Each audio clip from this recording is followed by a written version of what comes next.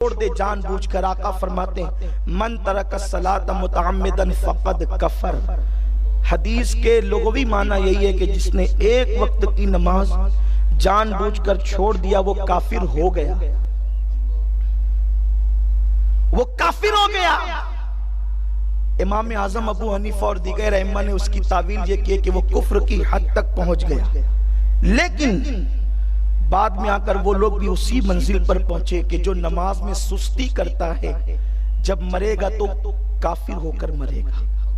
نماز میں غفلت کرنے والا کافر ہو کر مرے گا. سیدی اعلیٰ حضرت امام اہل سنت فتاوی رضویہ شریف میں ارشاد فرماتے ہیں 110 سے زیادہ صحابہ کا فتویٰ ہے کہ جس نے ایک وقت کی نماز جان بوجھ کر چھوڑ دیا وہ کافر ہو گیا. ہمارے نوجوانوں کو بہتوں کے فتووں کی فکر ہے. اس کا یہ فتویٰ ہے, اس کا یہ فتویٰ, اس کا یہ فتویٰ ہے. نمازوں کو چھوڑ کر کے مسجد کو سونی کرنے والوں, اگر کسی کے لیے کسی کا فتویٰ ہے تو بہرحال مفتی کا فتویٰ ہے, اور بے نمازی کے لیے تو صحابہ کا فتویٰ ہے. اور ایک دو نہیں, 100 سے زیادہ صحابہ, بلکہ 110 سے زیادہ صحابہ. اور فتویٰ کیا ہے کہ جس نے ایک وقت کی نماز جان بوجھ کر چھوڑی وہ کافر ہو گیا. حالانکہ ہم احناف کفر کی حد تک کی بات کرتے ہیں اور یہی ہمارا موقف ہے, ہمارا مسلک یہی ہے. لیکن غور تو کرو, اگر صحابہ کے فتوے کی روشنی میں قیامت میں تمہارا حساب ہوا تو ہمارا اور تمہارا حال کیا ہوگا؟ میرے پیارے آقا صلی اللہ علیہ وسلم کے پیارے دیوانوں, آقا کریم صلی اللہ علیہ وسلم فرماتے ہیں بے نمازی جب کھانے کے لیے لقمہ اٹھاتا ہے تو لقمہ اس پہ لعنت کرتا ہے. وہ کپڑے پہنتا ہے تو کپڑے اس پہ لعنت کرتے ہیں. وہ جوتے اور چپل پہنتا ہے تو جوتے اور چپل اس پہ لعنت کرتے ہیں.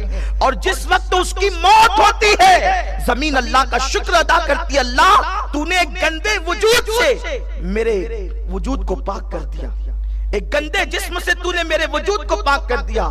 میرے پیارے آقا صلی اللہ علیہ وسلم کے پیارے دیوانوں, فرمایا گیا اگر زمین کو احتجاج کرنے کی اجازت دی جاتی تو لوگ اپنی آنکھوں سے دیکھ لیتے کہ بے نمازی کو جب اس کے سینے میں دفن کیا جاتا ہے تو زمین اس وقت اس پر احتجاج کرتی. امام المتکلمین مولانا نقی علی خان رحمۃ اللہ علیہ فرماتے ہیں کہ بعض شواف علماء نے یہ فتویٰ دیا ہے کہ جب بے نمازی مر جائے تو اونٹ کے کوہان کی طرح اس کی قبر نہ بناؤ, بلکہ اس کی قبر کو زمین کے برابر کر دو تاکہ لوگوں کو پتا چلے کہ بے نمازی کا انجام کیا ہے. میرے پیارے آقا صلی اللہ علیہ وسلم کے پیارے دیوانوں, سرکار غوث الاعظم دستگیر رضی اللہ تعالیٰ عنہ فرماتے ہیں کہ جس نے ایک وقت کی نماز جان بوجھ کر چھوڑ دی وہ کافر ہو گیا. بلکہ سرکار غوث الاعظم دستگیر یہاں تک ارشاد فرماتے ہیں کہ بے نمازی اگر مر جائے اسے مسلمانوں کے قبرستان میں دفن نہ کرو. نماز کی اہمیت یہ ہے اور نماز مومنین کا نور ہے. لیکن یہ ساری چیزیں سن کر کے ہم نمازی تو بن جاتے ہیں, اور نماز پڑھنے والا جب نماز پڑھتا ہے تو نماز کے بارے میں قرآن, نمازی کے بارے میں قرآن کہتا ہے ان الصلاۃ تنہا عن الفحشاء والمنکر, بے شک نماز ہر برائی اور بے حیائی سے روک لیتی. نماز کے بارے میں قرآن کا حکم نمازی کے حوالے سے, نماز ہر برائی اور بے حیائی سے روک لیتی ہے. لیکن ہم آج دیکھتے ہیں سارا فراڈ جتنا زیادہ نمازی کر رہا ہے وہ شاید ہی کوئی اور کرے. مسجد سے باہر نکلے جھوٹ بولتے ہیں, غیبت کرتے ہیں, فساد پھیلاتے ہیں, زنا کرتے ہیں, چوری کرتے ہیں. گویا کہ نماز پڑھ کر بھی ہم برائی کے اندر مبتلا ہیں.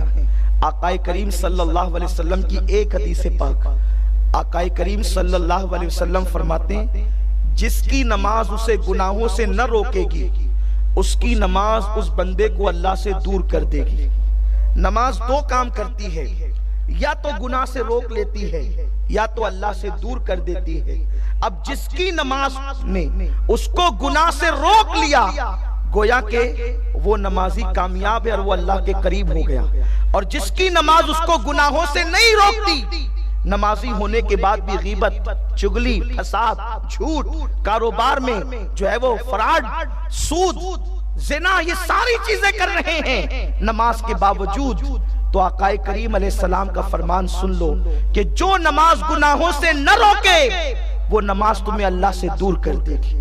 ایک نوجوان کے بارے میں آقا علیہ السلام سے پوچھا گیا، یا رسول اللہ ایک جوان ہے، نماز بھی پڑھتا ہے، گناہ بھی کرتا ہے. آقا فرماتے ہیں اگر سچا نمازی ہے تو گناہ سے رک جائے گا.